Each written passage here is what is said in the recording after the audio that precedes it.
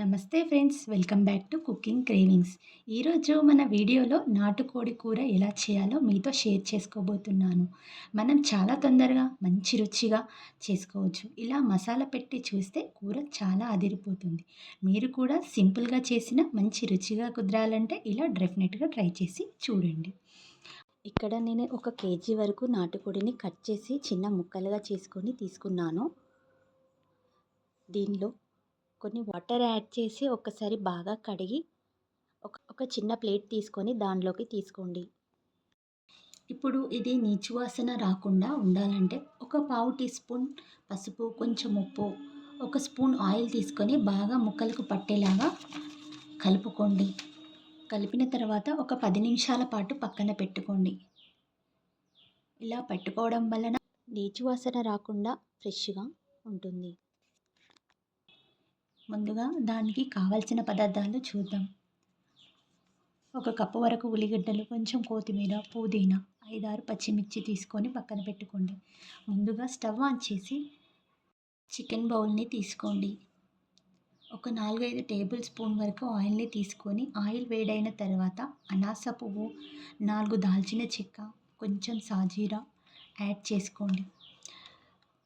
కొంచెం ఫ్రై అయిన తర్వాత ఇందులోనే 1 కప్పు ఉల్లిగడ్డ తీసుకొని చక్కగా ఫ్రై చేసుకోండి. నేను ముందుగా వేయడం మర్చిపోయిన దీనిలోనే 2, 3 బిర్యానీ ఆకులు యాడ్ చేసి తీసుకోండి. ఇవి ఫ్రై అయిన తర్వాత 4, 5 పచ్చిమిర్చి, కొంచెం పుదీనా, కొంచెం కొత్తిమీర తీసుకొని ఒకసారి బాగా కలుపుకొని ఫ్రై చేసుకోండి. దీనిలోనే కొంచెం అల్లం వెల్లుల్లి పేస్ట్ వేసుకొని మరో 2 నిమిషాలు ఫ్రై చేసుకోండి. మనం కడిగి పెట్టిన ముక్కల్ని తీసుకోండి. చికెన్ ముక్కలు మంచిగా మగ్గే వరకు ఫ్రై చేయండి. ఒకసారి మూత పెట్టుకొని కొంచెం మగ్గే వరకు ఫ్రై చేయండి. ఇప్పుడు చూడండి, మూత తీసిన తర్వాత మరోసారి కలుపుకొని 2 నిమిషాల తర్వాత 2 టేబుల్ స్పూన్ల కారం తీసుకోండి. సరిపడా ఉప్పుని తీసుకోండి. కొంచెం వాటర్ యాడ్ చేసుకొని ఒకసారి బాగా కలుపుకొని మూత పెట్టుకోండి. ఉడుకు పట్టిన తర్వాత చూడండి ఎలా ఉడుకుతుందో. ఇలా ఉడుకు పట్టిన తర్వాత ఈ మిశ్రమాన్ని మొత్తం కుక్కర్లోకి యాడ్ చేసుకోండి. ఒక 5, 6 విజిల్ల తర్వాత బాగా ఉడికిపోయింది.